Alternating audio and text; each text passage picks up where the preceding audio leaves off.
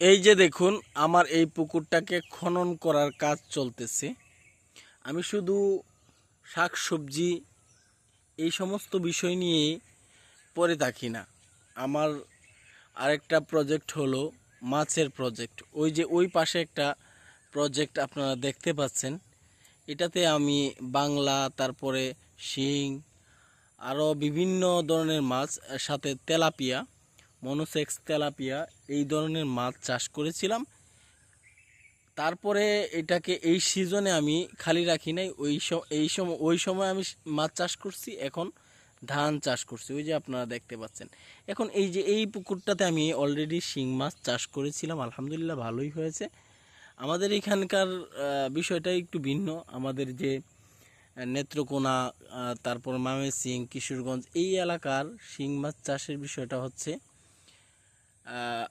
10% 200 মন 300 মন মাছ চাষ করা যায়, সম্ভব। এটা হয়তো আপনাদের শোনার পরে চোখ কপালে উঠতে পারে। এই যে আমি এই পুকুরটাকে আমি প্রস্তুত করতেছি রেনু চাষ করার জন্য। আপনারা দেখতে পাচ্ছেন পার বাদাই করার কাজ চলতেছে। আমি আর একটু গভীরতা করব, একটু গভীরতার প্রয়োজন আছে। তো বিস্তারিত একটা ভিডিও আসবে। আপাতত আপনাদেরকে যেটা বলবো, যারা শিং মাছ চাষ করেন জেনে বুঝে তারপরে এটার মধ্যে আপনারা অর্থ ব্যয় করবেন। হুটহাট করে কিন্তু শিং মাছ চাষ করতে আসবেন না। এই যে এই পুকুরটাতে আমি এই যে দেখুন, আমি যদি দেখাই, এই যে পাড়গুলো কিন্তু একবারে ভেঙে গেছে। এর একটা কারণ হচ্ছে আমার এই পুকুরটা গভীরতা কম ছিল, যার কারণে আমি পর্যাপ্ত পানি এটাতে মজুত করতে হয়েছে। আর এই পর্যাপ্ত পানি মজুত করার কারণে মাছের দাগ খায়, মাছের চাপে এই পাড়গুলো কিন্তু ভেঙে যায়। পরবর্তীতে এই পাড়গুলো রিপেয়ার করা হচ্ছে।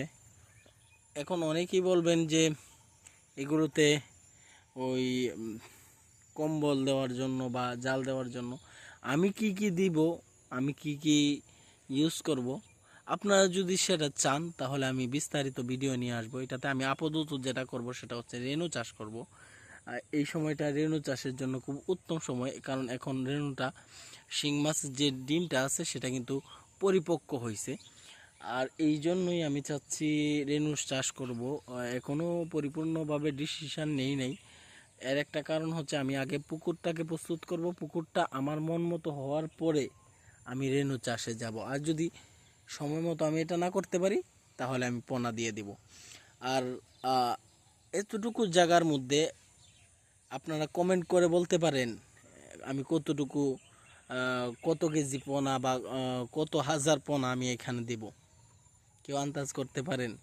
দেখি আমার যারা অডিয়েন্স আছেন, আপনারা যদি আমার ভিডিওটা দেখেন তাহলে অবশ্যই কমেন্ট করবেন যে কত হাজার পোনা দেওয়া যাবে। এখানে জায়গার পরিমাণ আছে হচ্ছে 10%।